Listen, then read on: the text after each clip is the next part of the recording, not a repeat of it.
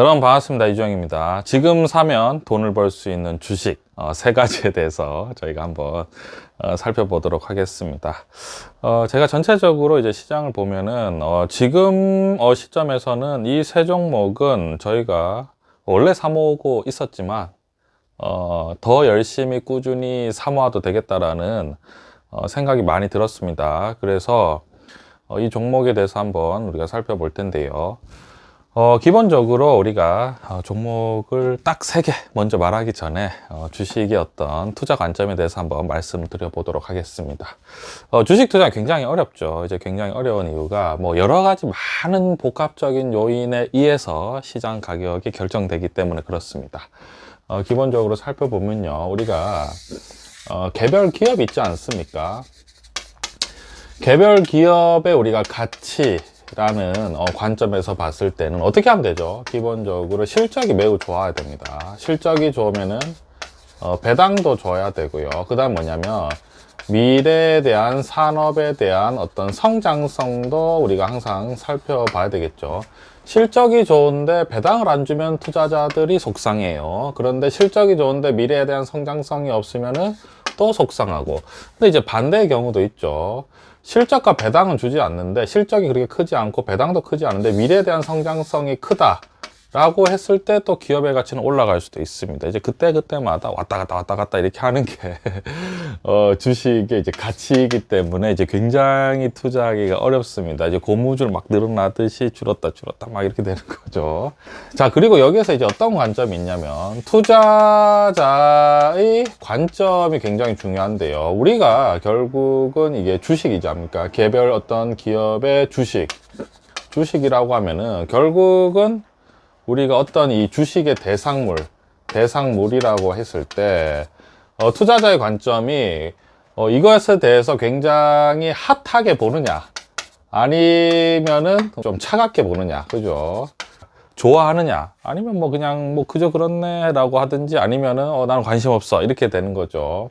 그럼 뭐냐면 투자자의 관점은 굉장히 감성적입니다. 감성적이고 감정적이에요.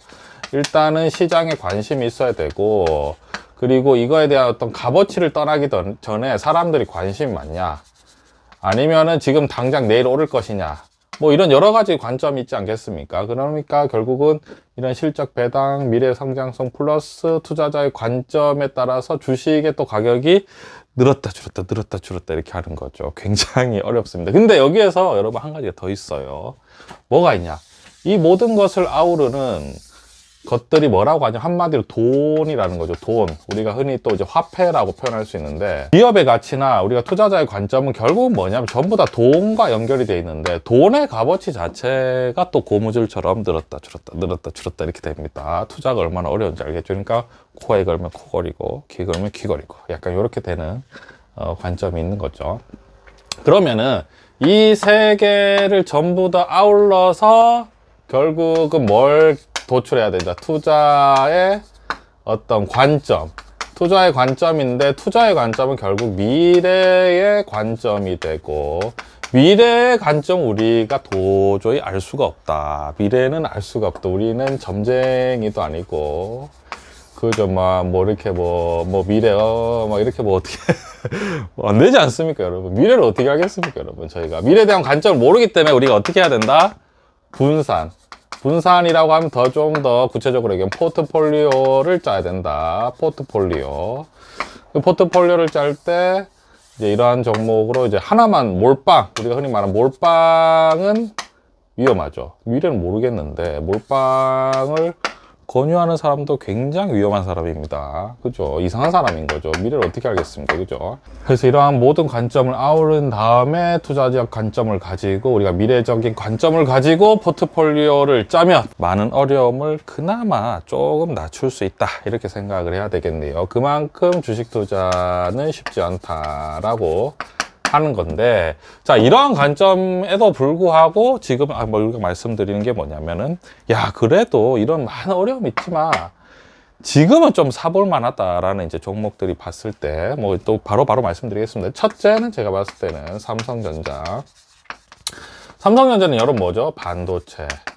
반도체와 그 다음에 스마트 기기, 그리고 많은 기타 전자 장비, 가전제품 포함입니다. 그죠? 그 다음에 2위가 뭐냐면 현대차입니다.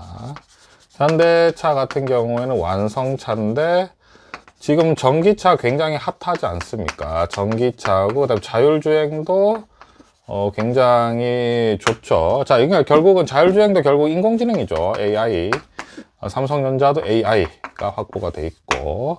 자, 그 다음에 세 번째는 뭐냐면 제가 봤을 때 포스코 홀딩스, 지금 홀딩스로 바뀌었죠. 홀딩스 같은 경우에는 뭐죠? 2차 전지, 그리고 기존의 철강이 돈을 엄청 잘 번다. 이런 관점입니다. 철강은 금리가 떨어지면 바로 또 수요가 오른다. 이렇게 우리가 볼 수 있겠습니다. 지금 결국은 삼성전자나 현대차나 포스코홀딩스에 대해서 우리가 주식을 샀을 때 많은 어려움이 있겠지만 그럼에도 불구하고 좋다라고 이제 하는 거는 일단 우리나라에서 가장 강력한 기업이라고 하고요. 강력한 기업이란 뭐냐면 첫째는 수많은 사람들이 일을 한다. 이 종목 중에서 하나라도 힘이 든다라고 했을 때는 제가 이제 늘 말씀드리는 게 뭐냐면 광화문의 거리가 나만하지 않습니다. 그죠? 여기 광화문 아무도 못 들어가요. 그죠? 여기 일하는 사람 몇 명인지 아십니까? 그죠? 어마어마합니다. 그죠? 이제 이 회사가 잘못되면은 큰일 난다. 종사하는 사람들이 수십만 명이 지금 이제 일을 하고 있는 공간입니다. 강력하고 일하는 사람이 굉장히 많고, 두 번째는 매출이 무지막지하다. 그리고 세 번째는 배당을 준다. 결국 실적이 난다. 그리고 네 번째는 뭐냐면은 미래에 대한 기대가 있다 라고 생각이 듭니다. 그죠? 그러니까 우리가 이제 봤을 때 개별 기업에 대한 어떤 가치를 봤을 때 삼성전자와 현대차와 포스코홀딩스는 지금 뭐 반도체, 스마트폰, 완성차, 전기차, 자율주행, 그 다음 2차 전지 이런 모든 것들을 봤을 때는 굉장히 성장성 있는 데다가 중요한 게 배당도 나오는데 2% 나오죠. 삼성전자. 현대차는 지금 3%대, 포스코홀딩스도 3%대. 배당이 나온다는 거는 저점이 하방이 막히는 거죠. 떨어지면 떨어질수록 배당이 올라가기 때문에 어느 정도 우리가 안정성을 추구할 수 있다라고 생각을 하고요. 매출은 막강합니다. 삼성전자 같은 경우 매출이 거의 뭐 300조 수준, 현대기아차 합쳐서 200조 수준이고요. 포스코홀딩스는 거의 80조에 육박합니다. 우리나라의 어떤 화폐 가치를 유지하는 어마어마한 것들에 대해서 한 부분을 담당하고 있죠. 자, 그런데 그러면 일단 투자자의 관점에서는 뭐 이 세 종목에 대해서 뭐 좋아하죠. 이거 좋아하면서 좋긴 하지만 뭐 그렇게 변동성이 큰 주식은 아니다 이렇게 생각을 하겠죠. 개별 기업 실적도 좋고 이런 것들도 좋은데, 자, 여기서 또 포인트가 뭐냐면 화폐죠. 화폐의 관점에 보겠습니다. 그러니까 이 종목들이 지금 굉장히 억눌려 있습니다. 상대적으로. 왜냐면 이 주식 같은 경우 아까 말씀 엄청 많은 사람들이 일을 하고 매출도 엄청나기 때문에 우리나라 시가총액 상위인데 기본적으로 지금은 고금리 구간이다. 고금리 구간에서는 화폐 억눌리는 전체 경기가 어떻게 되는 것이 다운되고 있는 상황이죠. 그러니까 전체 경기가 다운이 돼 있는 상황에서 이런 종목들이 좀 그러니까 좀 눌려 있는 거예요. 눌려. 마음껏 이 날개를 펼치지 못합니다. 왜냐면 금리가 굉장히 높거든요. 우리나라는 더구나 이제 가계부채도 굉장히 높은 상황이기 때문에 다들 긴장하고 있습니다. 어떻게 되지? 금리를 더 올리면 어떻게 되지? 막 이렇게 하지 않습니까? 그렇기 때문에 지금 봤을 때 결국은 실적이 나고 배당도 주면서 미래의 성장성이 있는데 고금리 구간이다. 고금리 구간이라고 또 표현하는 것보다 조금 더 직설적으로 좀 이제 일상생활적으로 표현하면 이렇게 말씀드릴 수 있겠습니까? 요즘에 여러분 주식 얘기하는 사람이 있나요? 주위에? 나 주식 투자해서 돈 벌었어. 이렇게 하는 사람이 있나요? 없죠. 여러분, 이럴 때 남들 몰래 주식을 사모아 두면, 그죠? 굉장히 좋은데, 이 종목을 고를 때 이제 내가 반도체, 그 다음에 완성차, 전기차, 그리고 2차 전지 중에서 뭘 살지, 그죠? 어떻게 비중을 날지 고민을 하면 좋겠네요. 그죠?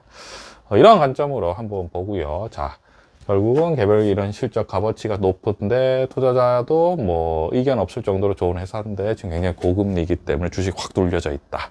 그렇기 때문에 아무도, 그리고 고금리이기 때문에 다들 주식에 관심이 없을 때 이런 주식들을 몰래 꾸준히 사모아가자, 이런 관점입니다. 투자에 참고하셨으면 좋겠습니다. 감사합니다.